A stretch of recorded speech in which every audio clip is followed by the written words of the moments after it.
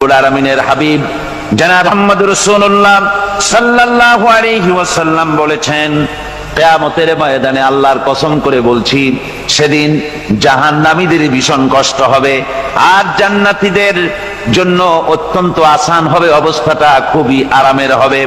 নবীজি বলেন, এক ফরজ নামাজ, এক ওয়াক্ত ফরজ নামাজ আদায় করতে যে সময়টুকুন লাগে, কিয়ামতের মাঠের এই সময় এত বড় বিরাট লম্বা সময় জান্নাতীদের জন্য এরকম হালকা হয়ে যাবে। সুবহানাল্লাহ। হযরত আবু সাঈদ খুদরী রাদিয়াল্লাহু তাআলা হাদিস কেন বর্ণনা করেছেন, এক ওয়াক্ত নামাজ, একটা ফরজ নামাজ পড়তে যতটুকুন সময় লাগে এতটুকুন সময়ের ভেতরে জান্নাতীদের কারবার শেষ হয়ে যাবে। সুবহানাল্লাহ বিহামদি। আর ওদের কারবার তো শেষই হবে না। وَيَوْمَ تَشَقَّقُ السَّمَاءُ بِالْغَمَامِ وَنُزِّلَ الْمَلَائِكَةُ تَنزِيلًا। ওরা ফেরেশতা দেখতে চায়। সেদিন আসমান সমূহ বিদীর্ণ হয়ে মেঘ পুঞ্জ বেরিয়ে আসবে, আত্মপ্রকাশ করবে। তার ভেতর থেকে ফেরেশতারা ক্রমাগত নাজিল হতে থাকবে। আর অবস্থাটাই হবে, আল মুলকু ইয়াউমাইযিনিল হাক্কু লিররহমান ওয়া কানা ইয়াওমান আলাল কাফিরিনা আসীরা। আর সেদিনে বাদশাহী হবে কেবলমাত্র রহমানের। ওয়া কানা ইয়াওমান আলাল কাফিরিনা আসীরা। আর সেই কিয়ামতের দিন, সেই সময়টা হবে কাফেরদের জন্য বড়ই কঠিন। এখানে কিয়ামতের কিছু কথা বলা হচ্ছে, কিছু আভাস দেওয়া হচ্ছে যে আসমান সমূহ বিদীর্ণ হয়ে মেঘ পিণ্ড বেরিয়ে আসবে এবং তার থেকে ক্রমাগত ফেরেশতারা নাজিল হতে থাকবে। আল্লাহর হাবিব বলেছেন, কেউ যদি কিয়ামতের দৃশ্য দেখতে চায় সেজন্য সূরা ইজা শামসু কুবিরাত ওয়া ইজা সামাউ ফাতারাত, ইজা সামাউ শাক্কাত, এই সূরাগুলি যেন পড়ে, তাহলে কিয়ামতের দৃশ্য তার চোখের সামনে প্রতিভাত হবে। কিয়ামতের দৃশ্যটা আসলে কেমন হবে সেই সূরাগুলি তেলাওয়াত করলে সে বুঝতে পারবে।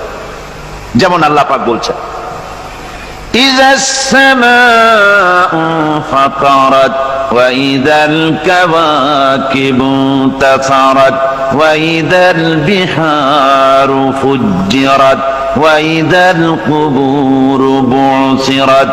যখন আকাশসমূহ চূর্ণ বিচূর্ণ হয়ে যাবে আর তারকাসমূহ বিক্ষিপ্ত হয়ে পড়বে, সমুদ্র মহাসমুদ্রগুলি দীর্ণ বিদীর্ণ হয়ে যাবে, কবরগুলি সব উদ্গীরণ করে দেবে, তার মধ্যে যা আছে সে সবগুলি। আবার আল্লাহ পাক বলেন, ইযাশ শামসু কুবিরাত ওয়া ইযান নুজুমু কাদারাত ওয়া ইযাল জিবালু সুয়্যিরাত। সূর্য যখন ঢেকে যাবে, তারকাগুলি যখন বিপর্যস্ত হয়ে যাবে আর পাহাড়গুলি যখন চালিয়ে দেওয়া হবে, এই দৃশ্য তোমরা দেখতে পাবে। فإذا النجوم طمست وإذا السماء فرجت وإذا الجبال نسفت। সেদিন অবস্থা এমন হবে, সমস্ত তারকাগুলি স্তিমিত হয়ে যাবে আর আকাশসমূহ দীর্ণ বিদীর্ণ হয়ে যাবে। আর দেখতে পাবে পাহাড়গুলি, সমস্ত পাহাড়গুলিকে উড়িয়ে দেওয়া হবে। আবার অবস্থা আরো কি হবে, فإذا برق البصر وخسف القمر وجمع الشمس والقمر।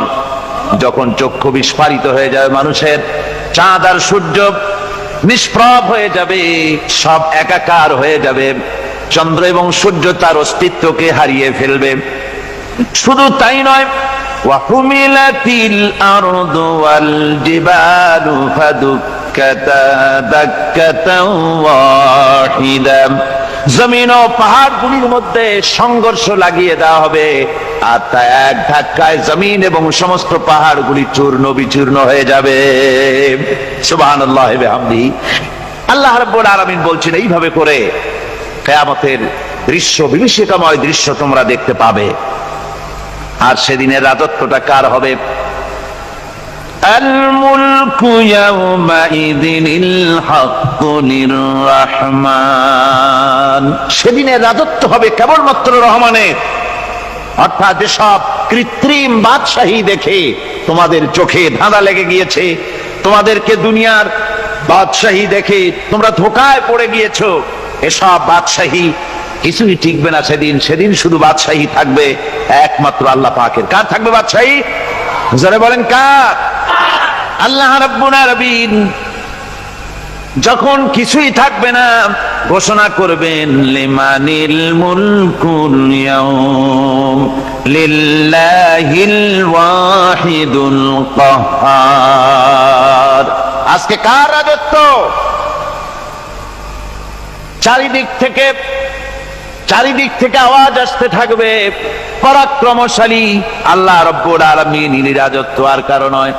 হাদিস শরীফে এসেছে, বুখারী মুসলিম শরীফের হাদিসে এসেছে, আল্লাহর নবী বলেন আল্লাহ রাব্বুল আলামিন তখন তার এক হাতে আকাশ মণ্ডলীকে ধারণ করবেন, আর এক হাতে জমিনকে ধারণ করবেন। আকাশ মণ্ডলী এক হাতে, জমিন এক হাতে। এভাবে আল্লাহ রাব্বুল আলামিন বলবেন আইনাল জাব্বারুন আইনাল মুতাকাব্বিরুন। কোথায় সেই স্বৈরাচারীরা? কোথায় সেই দুর্বিনীত অহংকারী স্বৈরাচার যারা আমার জমিনের উপরে, আমার মানুষের উপরে রাজত্ব চালিয়েছে? তারা আজকে কোথায়? কোথায় সেই অহংকারীরা? আল্লাহ পাক সেদিন যে বলবেন, সেদিন তো বলবেন, কিন্তু দুনিয়ার মাঝেও স্বৈরাচার যারা, অহংকারী যারা, তাদের শাস্তি পৃথিবীর বুকেও দেন, আর সেদিন তো দিবেনি। কত স্বৈরাচার আমরা দেখলাম, কত অহংকারী দেখলাম, যাদের তর্জনী হেননে লক্ষ কোটি কোটি মানুষ উঠত আর বসত। তাদের জিল্লাতির সঙ্গে আল্লাহ রাব্বুল আলামিন কতজনকে বিদায় করে দিলেন। ফুলের মালা নিয়ে কুলাতে পারে নাই, পা থেকে শুরু করে গলা পর্যন্ত ফুলের মালা দিয়া ডুবাই দিল ভক্তরা। আবার আল্লাহ রাব্বুল আলামিন এমন শাস্তি দিলেন, ফুলের মালার পরিবর্তে জুতার মালা নিয়ে জেলের মধ্যে ঢুকাইয়া দিলেন। ঠিক কিনা গণ? অহংকারী আর স্বৈরাচার যারা হয়, আল্লাহ পাক এভাবে তাদের দৃষ্টান্ত দেখিয়ে দেন। আমরা কত দেখলাম, 9 বছরের রাজা, 10 বছরের সাজা। পৃথিবীর মুখে যারা অহংকার করে, যারা স্বৈরাচার হয়, আল্লাহর আইনকে যারা বৃদ্ধাঙ্গুষ্টি প্রদর্শন করে, আল্লাহ পাক তাদের জমিনেও দেখান। এখানে চূড়ান্ত ফয়সালা আল্লাহ করেন না, আসল ফয়সালার জায়গা তো আছেই, তবে এখানে নমুনা দেখায় দেন। কিন্তু মুশকিল হচ্ছে, ইতিহাসের সবচাইতে বড় শিক্ষা হলো ইতিহাস থেকে মানুষেরা শিক্ষা গ্রহণ করে না। একজনে যে কাম করে বিপদে পড়ে, আর একজন এসে আবার সেই পথেই অগ্রসর হয়, নিশ্চিত মৃত্যুর পথে। আমার বন্ধুগণ, আল্লাহ পাক বলছেন সেই দিন আমার রাজত্ব হবে, আর কারো রাজত্ব হবে না। ওয়াকানা ইয়াওমান আলাল কাফিরিন আসীরা। আর ওই দিনটা, ওই কিয়ামতের দিন হবে কাফেরদের জন্য সবচাইতে কঠিন। সবচাইতে কঠিন হবে কাদের জন্য? কাফেরদের জন্য। কাফের কারা? কাফের হচ্ছে তারা যারা নাকি আল্লাহর আইনকে অস্বীকার করেছে, আল্লাহকে অস্বীকার করেছে, আল্লাহর আইনকে অস্বীকার করেছে। ওরা কি? কাফের। কুফর শব্দের অর্থ হচ্ছে গোপন করা। এই জন্য অন্ধকার রাতকে আরবিতে কাফের বলা হয়েছে, অর্থাৎ যা সব জিনিসকে অন্ধকার দিয়ে ঢেকে দেয়। তো কুফর হচ্ছে সেই জিনিস যা মহাসত্যকে ঢেকে দেয়, সত্যকে, মহাসত্যকে ঢেকে দেয় যেই জিনিস, সেটাকে কুফর বলা হয়। আর এই কাফের অন্ধকারে ঘুরে মরে, সে কোন আলোর খোঁজ পায় না। আল্লাহ রাব্বুল আলামিন বলেন, কাফেরদের কথা এখন শোনাচ্ছেন আল্লাহ পাক, ওয়াল্লাযীনা কাফারু আউলিয়াউহুমুত তাগুতু ইউখরিজুনাহুম মিনান নূরি ইলাজ যুলুমাত। যারা কাফের, যারা কুফরি অবলম্বন করেছে, তাদের সাহায্যকারী আর পৃষ্ঠপোষক হচ্ছে তাগুত। তাগুত বলা হয় সেই শক্তিকে যে শক্তি শুধু নিজেই আল্লাহর আইন অমান্য করে বসে থাকে না, বরং অন্যদেরকেও আল্লাহর আইন অমান্য করতে বাধ্য করে। ওদেরকে আরবিতে কি বলা হয়? তাগুত বলা হয়। আর এই তাগুতি শক্তি, এই তাগুত হয় তার সাহায্যকারী, যা তাকে আলো থেকে টেনে অন্ধকারের ভেতরে নিয়ে যায়। আর কাফের হচ্ছে আল্লাহ পাকের ভাষায়, অর্থাৎ কোরআনের ভাষায় কাফের হচ্ছে সবচাইতে নিকৃষ্ট প্রাণী, সবচাইতে নিকৃষ্ট জীব। মহাসত্যকে যারা অস্বীকার করেছে, যারা আল্লাহকে মানে না, যারা আল্লাহর কোরআনকে মানে না, যারা ইসলামকে স্বীকার করে না, তারা সবচাইতে নিকৃষ্ট প্রাণী। আল্লাহ রাব্বুল আলামিন বলেন, ইন্না শাররাদ দাওয়াবি ইনদাল্লাহিল্লাযীনা কাফারু ফাহুম লা ইউমিনুন। নিশ্চয়ই আল্লাহর জমিনে সব বিচরণশীল জীব যত আছে, আল্লাহ বলছেন আমার জমিনে বিচরণশীল জীব যত আছে তার মধ্যে সবচাইতে নিকৃষ্ট প্রাণী হলো যারা ঈমান আনে নাই, যারা বিশ্বাস করেন আমি আল্লাহকে, যারা পরকালকে বিশ্বাস করে নাই, যারা কোরআনকে বিশ্বাস করে নাই, যারা ইসলামকে বিশ্বাস করে নাই, পৃথিবীর মধ্যে তারা সবচাইতে নিকৃষ্টতম প্রাণী। আল্লাহ বলেন শুধু নিকৃষ্ট জনক নিকৃষ্ট প্রাণী বললেই সারে না, এরা হলো চতুষ্পদ জানোয়ারের মতো। কে বলতেছেন? আমি বলছি না, কিন্তু আল্লাহ পাক বলতেছেন চতুষ্পদ জানোয়ারের মতো কাফেরেরা। وَمَثَلُ الَّذِينَ كَفَرُوا كَمَثَلِ الَّذِي يَنْعِقُ بِمَا لَا يَسْمَعُ إِلَّا دُعَاءً وَنِدَاءً। এই কাফেরদের দৃষ্টান্ত হচ্ছে সেই রাখালের মতো, যে রাখাল তার পশুদেরকে ডাকে, আর ওই পশুরা একটা ডাক শোনে মাত্র, কিন্তু কি যে বলে তা তো পশুতে বোঝেন। কথা বুঝতে পেরেছে? সুম্মুন বুকুমুন উমিয়ুন ফাহুম লা ইয়াকিলুন। এরা বোবা, এরা বধির, এরা অন্ধ, এ কারণেই কোনো কথা বোঝে না। এরা চতুষ্পদ জানোয়ারের চাইতেও নিকৃষ্ট। যাদেরকে আমি আল্লাহ বলেন, যাদেরকে আমি চোখ দিলাম, চোখ থাকতে হক দেখলো না, সব দেখলো। হক দেখে নাই চোখ দিয়া, এই চোখ দিয়া সব দেখলো। নারীর সৌন্দর্য উপভোগ করলো, আর নারীর অঙ্গ প্রত্যঙ্গ নিয়ে নানা ধরনের গল্প লিখলো, কবিতা লিখলো, কিন্তু এই সৌন্দর্য যিনি দিলেন তারেও চিনল না। আছে না কত কবি আমাদের দেশে? আমার দেশের সেই কবি জাতীয় পুরস্কার পায় যে কবি নারীর বিশেষ বিশেষ অঙ্গ নিয়ে বেশি করে নির্লজ্জ কবিতা লিখতে পারে, ওই হলো সবচেয়ে বড় কবি। আমার বন্ধুগণ, একজন বুজুর্গ ব্যক্তি তিনি পথ দিয়ে যাচ্ছিলেন, তো সে পথে এক সুন্দরী যুবতী মেয়েকে দেখে সেই যুবতী মেয়ের দিকে এই বুজুর্গ ব্যক্তি এক নজরে তাকায় আছে। তখন এই ঘটনাটাকে কবি এভাবে লিখতেছেন সাজায়, একদা সুখদায়ক প্রমোদা বদন দর্শন করিবম ঝরিল নয়ন, হেসে কহে সে রূপসী সবিস্ময় মন, কহ দেখি মহাশয় কহ কি কারণ, বিষয় বিরাগী তুমি ভুবনে প্রচার, কি হেতু জন্মিল তব মানস বিকার, সামান্য ললনা রূপ করি দর্শন, উচিত না হয় তব অশ্রু বরিশন। বুজুর্গ ব্যক্তি ওই মহিলার দিকে তাকিয়ে তাকিয়ে কাঁদতেছেন। সুন্দরী মহিলা বলেন, আল্লাহর বুজুর্গ বান্দা, আপনি এলাকার ভিতরে বুজুর্গ এবং পীর হিসাবে, বুজুর্গ ব্যক্তি হিসাবে আপনি বিখ্যাত। আজকে আমাকে এখানে দেখে আপনি আমার দিকে তাকায় আমার রূপ উপভোগ করতেছেন আর কাঁদতেছেন। আপনার মতো সংসার বিরাগী মানুষ আমার মতো একটা সুন্দরী মেয়েকে দেখে এভাবে কাঁদা ঠিক না। বুজুর্গ ব্যক্তি বলছেন,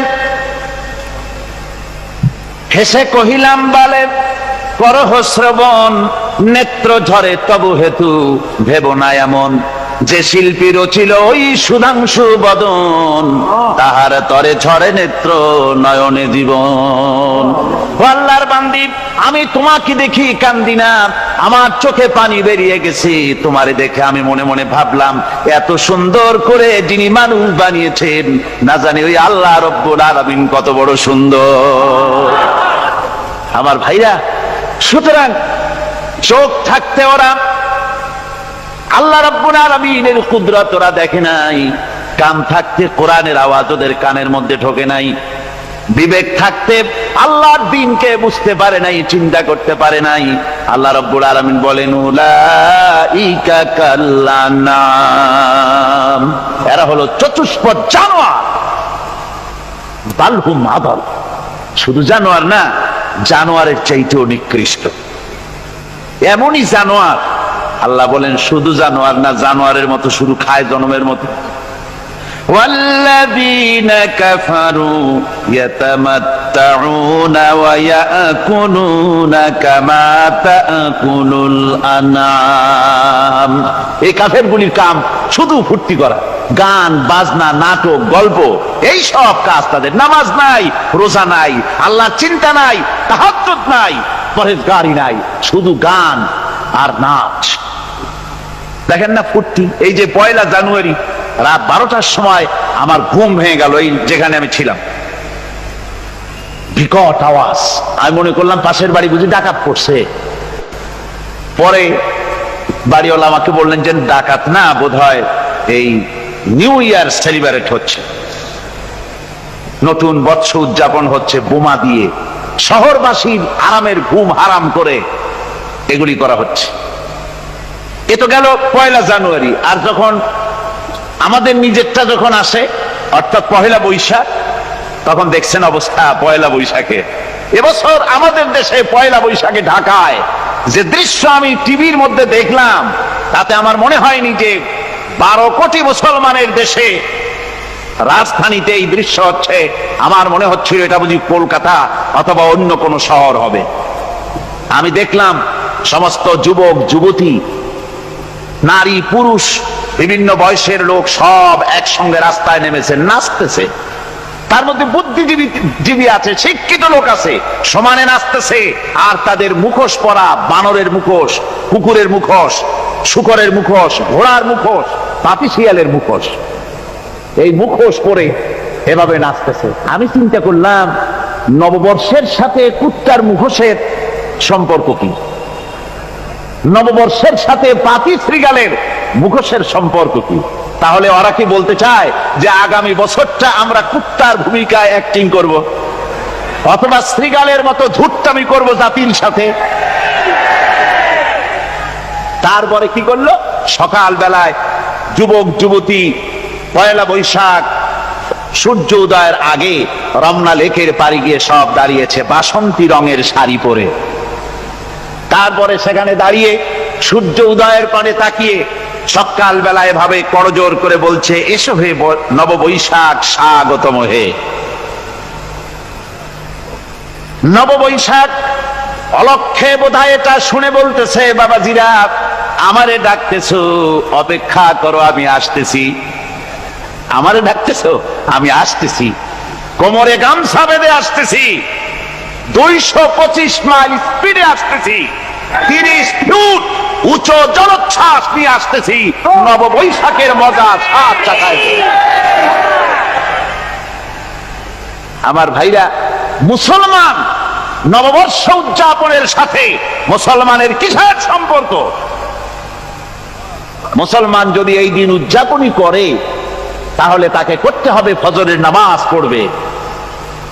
মুসলমান নববর্ষ উদযাপন করবে, ফজরের নামাজ পড়বে, তারপরে কোরআন শরীফ তেলাওয়াত করবে, দরুদ শরীফ পড়বে, আল্লাহর দরবারে হাত তুলে বলবে, রব্বুনা রাব্বিন, 1 বছর পার করে দিলাম, নাফরমানি ছাড়া কিছুই তো করি নাই, বিগত বছরে যা করেছি মাফ করে দাও, আগামী বছরটা গোটা জাতি আর দেশের জন্য কল্যাণকর মঙ্গলময় করে দাও। এটাই তো বলা উচিত ছিল নাকি বলে? তা না করে, তা না বলে, বৈশাখের পরিচালককে না দেখে সরাসরি বৈশাখকে আহ্বান করা হয়েছে, আর বৈশাখ আহ্বান করার মজা জনমের মতো দেখাই দিয়েছে। আল্লাহ রাব্বুল আলামিন তাই বলেন, কাফেররা তাদের কাজ হলো শুধু খাওয়া, তারা এমন খাওয়া খায় জনমের মতো খায়। ইয়াকুলুনা কামা তাকুলুল আনাম, জানোয়ারে যেমন খায় ওই রকম খায়। তার মানে খায়, একটু বিসমিল্লাহ কয় না, খায়া যখন ছেড়ে দেয় তখন আলহামদুলিল্লাহ বলে না, বাহাত দিয়ে খায়, আবার বাহাত দিয়ে খায়। ডাব একটা কাটলো, বিসমিল্লাহ নাই, খাইলো, 2-4 ঢোক খাইয়া পুরা ডাবটার ফেলাই দিল। ডাবটা কি তোমার বাজান তৈরি করছিল নাকি? একটু বিসমিল্লাহ বললা না, একটু শুকরিয়া আদায় করলাম। আমি গত এই ডিসেম্বর গেল, ডিসেম্বরের 16 তারিখ আমেরিকা থেকে এসেছি। ওখানে দেখলাম তারা প্রতি নভেম্বর মাসের শেষ বৃহস্পতিবার থ্যাঙ্কস গিভিং ডে অবজার্ভ করে। তা আমি জিজ্ঞেস করলাম, থ্যাঙ্কস গিভিং ডে জিনিসটা কি? ওরা বলল, এটা হচ্ছে এই যে গড আমাদেরকে সারা বছর ভালো খাওয়াইছে, আমাদেরকে ভালোভাবে পড়াইছেন, সুন্দর রেখেছেন, এই জন্য আমরা গডকে থ্যাঙ্কস দেই নভেম্বরের এই শেষ দিনটিতে। সারা বছরের ভালো খাইছি, ভালো থাকছি, এই জন্য গভর্নমেন্টকে মানে গডকে থ্যাঙ্কস দিলাম। আমি আমার আলোচনায় সেখানে বললাম যে দেখেন, রাশিয়ার সাথে আমেরিকার পার্থক্য তো এখানে, ওরা গডকে অস্বীকারই করেছে, গডই মানে না। আর এরা গডের নামাজ রোজা বা ইবাদত কিছু করুক আর না করুক, গডের অন্তত একটা ধন্যবাদ দেয়। ওরা ওদের ডলারে লিখেছে, ইন গড উই ট্রাস্ট, প্রত্যেকটা ডলারে লেখা আমরা গডে বিশ্বাস করি। তো শুকর আদায় করলে তো আল্লাহ বাড়িয়ে দিবেন। আল্লাহ রাব্বুল আলামিনের সুন্নাত হলো, শুকর যদি কেউ আদায় করে আল্লাহ বাড়িয়ে দেন। লা ইন শাকারতুম লাযীদান্নাকুম ওয়া লা ইন কাফারতুম ইন্না আযাবী লাশাদীদ। আমার নিয়ামতের শুকর যদি আদায় করো আমি বাড়ায় দেব, আর যদি নিয়ামতের শুকর আদায় না করো তাহলে মস্ত বড় শাস্তি তোমাদের জন্য রেখেছি। তো আমেরিকা শুকর আদায় করে নিজেরা খাইয়া, কিন্তু ওদের জমিন হলো বিশাল জমিন।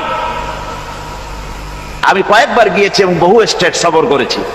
ওদের জমিন এত ফার্টাইল, জমিনে যদি রীতিমতো তারা ফসল ফলাতো, এই ফসল সারা দুনিয়ার দরিদ্র ভূমুক্ষ জনতাকে খাওয়াইয়া বাঁচাইতে পারত। কিন্তু ওরা তা করে না। ওরা করে কি?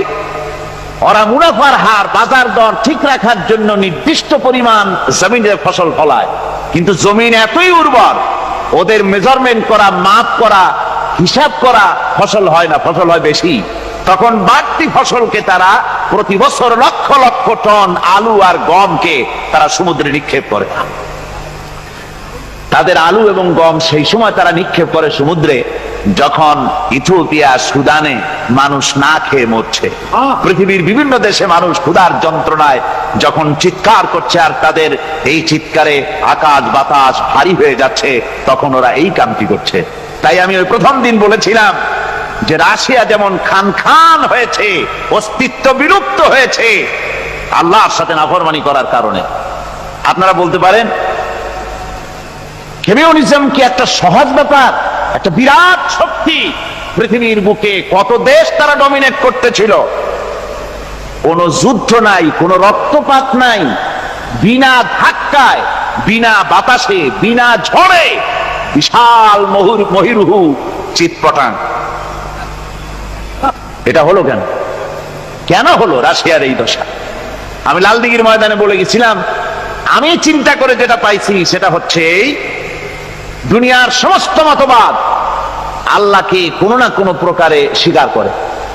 তার কথা মানুক আর না মানুক, আছে একটা কিছু, এতটুকুন বলে যে আল্লাহ আছেন বা গড আছে বা একটা কিছু আছে। কমিউনিজম, সমাজতন্ত্র হলো পৃথিবীর একমাত্র নিকৃষ্ট মতবাদ, যে মতবাদ সরাসরি আল্লাহকে অস্বীকার করেছে, বলেছে আল্লাহ নাই, দেয়ার ইজ নো গড। তারা ধর্মকে আফিম বলেছে।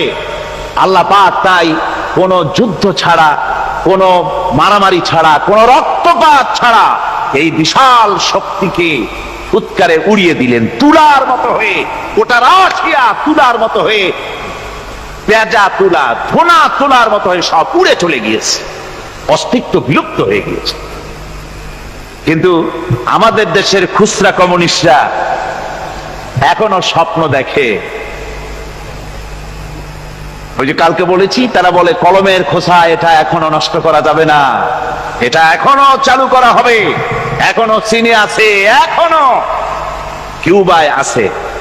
ওই কিউবা থেকে, চীন থেকে ফিদেল কাস্ট্রোর একটু আওয়াজ শোনে, চীন থেকে মিস্টার ব্যাং না কি জানি না, ব্যাং এর আওয়াজ শোনে, আর তাই মনে করে এ বুঝি সমাজতন্ত্রের বিজয়ের গান। না, চীন থেকে আর কিউবা থেকে যে আওয়াজ আজকে উঠতেছে, এই আওয়াজ সমাজতন্ত্রের বিজয়ের আওয়াজ নয়, এটা হলো সমাজতন্ত্রের মরণ যন্ত্রণার গোঙানির আওয়াজ।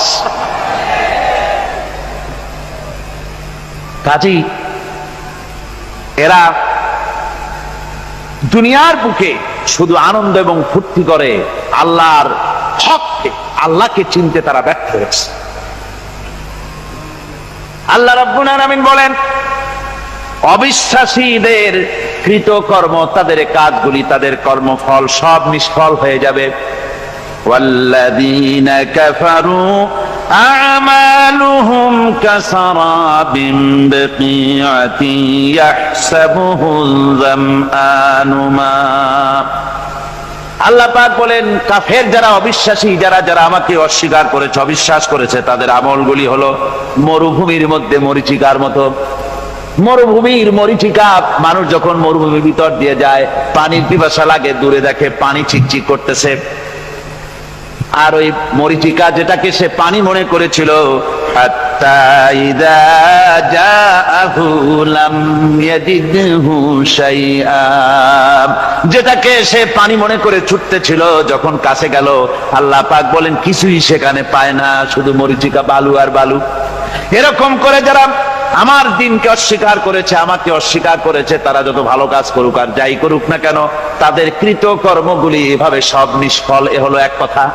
2 নম্বরের কথা হলো, ওরা মনে করেছিল সমাজতন্ত্র শান্তি দেবে, কমিউনিজম শান্তি দেবে, সোশ্যালিজম শান্তি দেবে, ক্যাপিটালিজম শান্তি দেবে।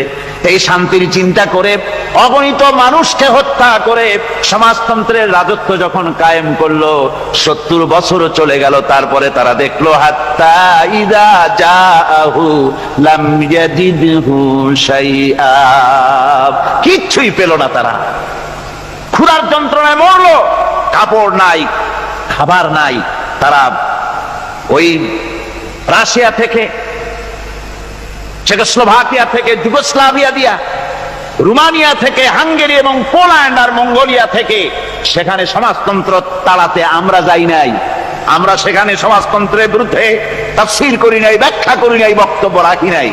ওই সব দেশ থেকে সমাজতন্ত্র তাড়াইছে কে? কারা তাড়িয়েছে? না না, ওরা নিজেরাই, সেই দেশের জনগণই এটাকে উৎখাত করেছে তাদের জমিন থেকে। আল্লাহ পাক বলছেন, যারা আমার দিনকে, আমার বিধানকে যারা অস্বীকার করবে, তারা এই অস্বীকারী অবস্থায় যদি মৌত হয়, আমার সমাজতন্ত্রী কোনো ভাই যদি এ মাহফিলে থাকেন, কমিউনিস্ট কোনো ভাই যদি এ মাহফিলে থাকেন, তাহলে শুনুন আল্লাহ কি বলতেছেন। আল্লাহর দিনকে, আল্লাহর কোরআন, পূর্ণাঙ্গ জীবন বিধান, অর্থনীতি আছে, সমাজনীতি আছে, রাজনীতি আছে, কথা যারা বিশ্বাস করে না, কোরআনকে শুধুমাত্র নামাজ, রোজা, হজ, যাকাত আর বেহেশত দোজখ যারা মনে করে, জীবন ব্যবস্থা মনে করে না, এই অবস্থায় যদি মারা যায়, আল্লাহ রাব্বুল আলামিন বলেন, ইন্নাল্লাযীনা কাফারু ওয়া মাতু ওয়া হুম কুফফারুন উলাইকা আলাইহিম লানাতুল্লাহি ওয়াল মালাইকাতি ওয়ান নাসি আজমাইন। আল্লাহ রাব্বুল আলামিন বলেন, আমাকে অস্বীকার করার অবস্থায়, আমার দ্বীনকে, বিধানকে অস্বীকার করার অবস্থায় যদি মৌত হয়ে যায়, তাহলে আল্লাহ, ফেরেশতা এবং তামাম পৃথিবীবাসীর অভিসম্পদ তার উপরে হতে থাকে, লানত হতে থাকে। খালিদিনা ফিহা লা ইউখাফফাফু আনহুমুল আযাবু ওয়া লা হুম ইউনজারুন। এই অভিসম্পদ অবস্থায় তারা সব সময় লিপ্ত থাকবে, না তাদের আযাবকে কমায় দেওয়া হবে, আর না তাদের কোন রকম অবকাশ দেওয়া হবে। এখন আরো মজবুত কথা